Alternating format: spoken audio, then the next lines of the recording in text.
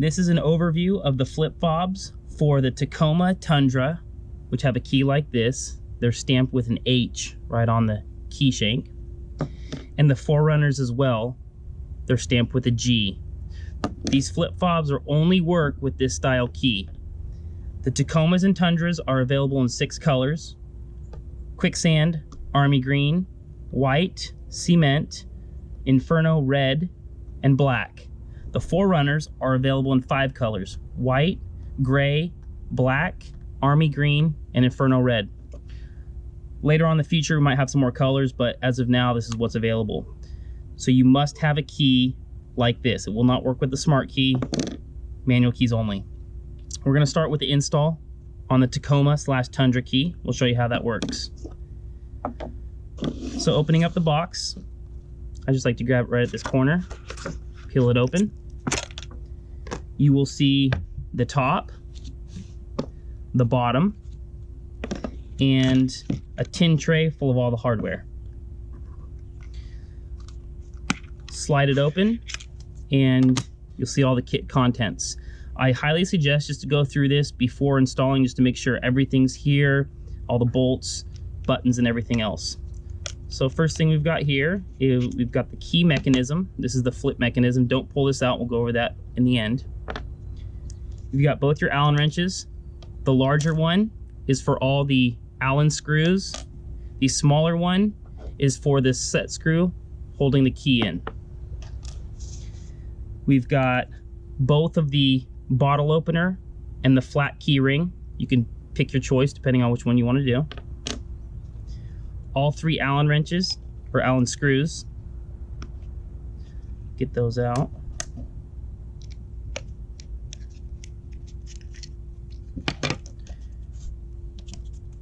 And all the buttons here. We've got an unlock, a lock, and the panic button. Now the Forerunner, they're going to be shaped a little different. These are for the Tacoma. Highly recommend just go through, make sure you got all the buttons, everything's good before you start the install. Now up here we've got 2 little filler caps. These are just for cosmetic only. They snap over where the Allen head goes just to cover it up. There is a TRD engraved one or a blank one, so install whatever one you'd like. So first we're gonna crack open the key. Just use a little flathead. This back corner, pop it open and work your way around. Set this key aside, and all we want is the internal computer chip right here.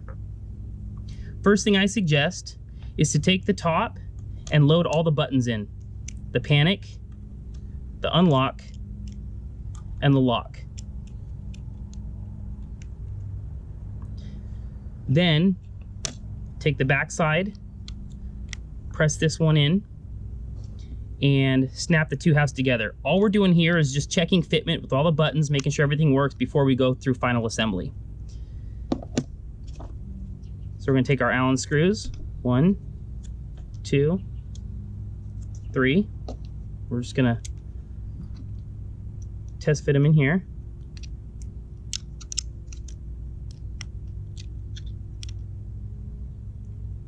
I like to do the top one first, then come back through, slip the bottle opener in, and the 2 bottom screws. So we haven't messed with the key system yet. We're just testing the main control unit.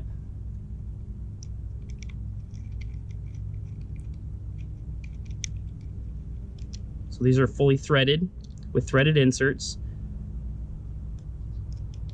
Just get it down snug. And we're gonna test the buttons here. The gap will close up as you tighten it. So lock works fine. Unlock's a little stiff, panic works fine.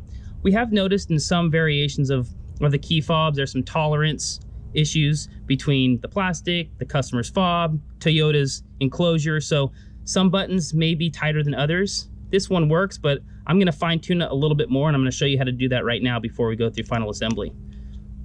So we're just gonna undo this really quick.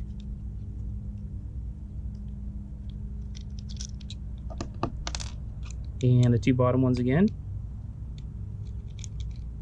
This may not be necessary in all cases, but some buttons are perfect right out of the box. Some customers' panics are a little tight, some unlocks are a little tight, so I'm just gonna snap this over.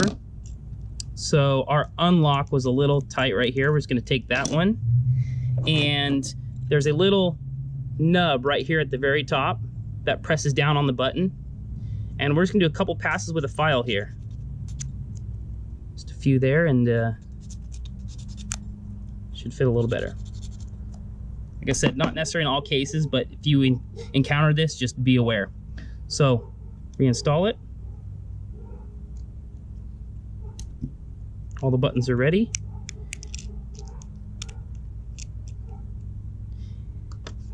And now we're gonna work on removing the transponder from the factory key right here.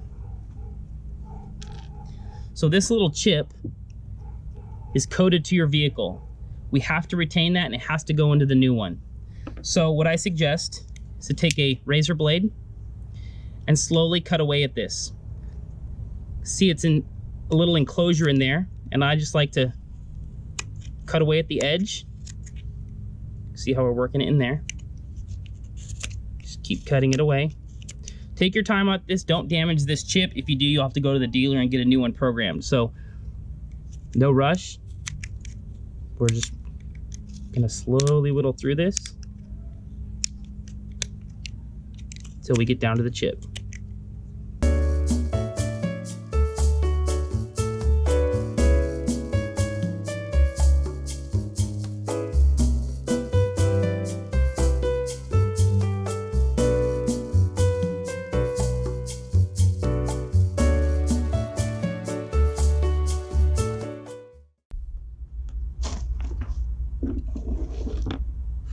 Okay, now we're down to the chip.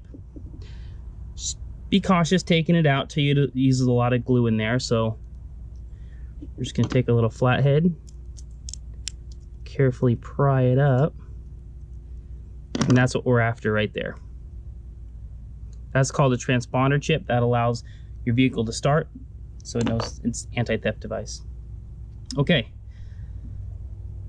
so now we've test fit the buttons, everything works. Now we're going to continue with assembly.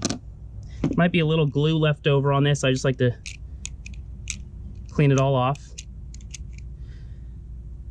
Now it's worth mentioning, now it might be a good idea to replace the battery before you assemble the whole fob. We're going to take some glue, a little dab of super glue. Right here there's a little shelf point to it. That's where the transponder is going to sit. It's a pretty tight fit already, but I like to use a dab of glue just to be sure. Okay. Take the transponder, put it right in there, press it down. That's where it sits. Now we're going to take the key assembly, and it's got a little cross post plus sign right there. That's going to line up with the bottom. That just sits like that. Take the top, you have to put the 2 halves together. Careful holding it in like that. And it'll snap together. Let's put our Allen screws in.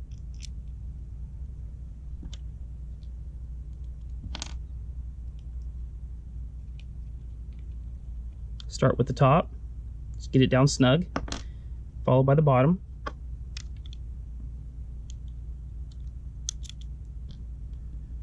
Put these 2 in. These don't need to be over tight, just snug.